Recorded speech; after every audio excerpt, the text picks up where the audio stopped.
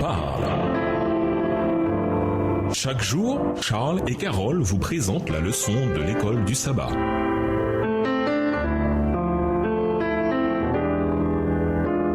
Bienvenue dans votre émission. Dieu nous parle. Nous voilà à la leçon de lundi, compassion et repentance. Les récits mêlés du salut et du grand conflit nous appellent à reconnaître une vérité sur la vie qui est fondamentale pour notre compréhension de notre monde et de nous-mêmes. Notre monde et nous sommes déchus, abîmés et pécheurs. Notre monde n'est pas tel qu'il était censé être. Et bien que nous portions toujours l'image de Dieu qui nous a créés, nous faisons partie de la dégradation du monde. Le péché dans nos vies est de la même nature que le mal qui provoque tant de souffrance, d'oppression et d'exploitation dans le monde entier. Ainsi, il est légitime de ressentir la souffrance, le malaise, le chagrin et la tragédie du monde et des vies autour de nous. Il faudrait être des robots pour ne pas ressentir la douleur de l'existence ici-bas. Les lamentations dans le livre des Psaumes, les chagrins de Jérémie et d'autres prophètes, et les larmes et la compassion de Jésus démontrent le bien fondé de ce genre de réaction face au monde et au mal, et en particulier face à ceux qui sont souvent blessés par ce mal. Lisons Matthieu 9, le verset 36, Matthieu 14, verset 14, Luc 19, les versets 41 et 42, et Jean 11, verset 35. Qui avait-il dans chacun de ces versets qui a ému de compassion Jésus? Comment avoir un cœur touché par la douleur autour de nous?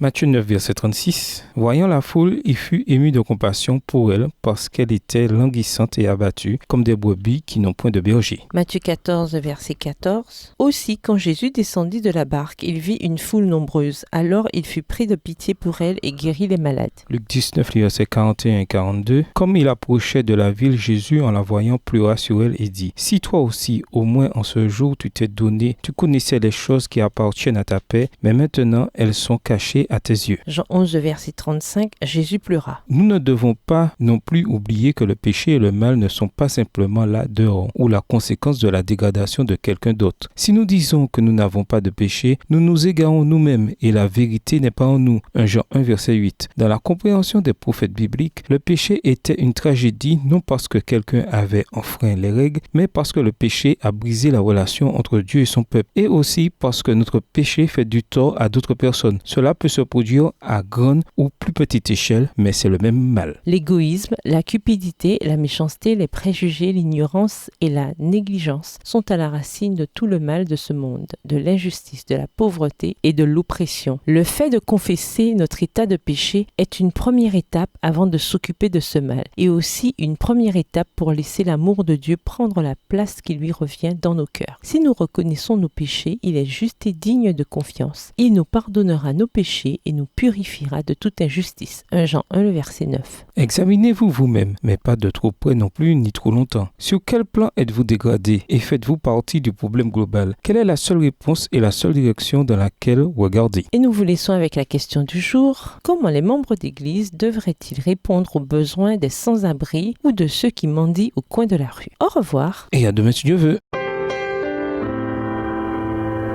Dieu nous parle.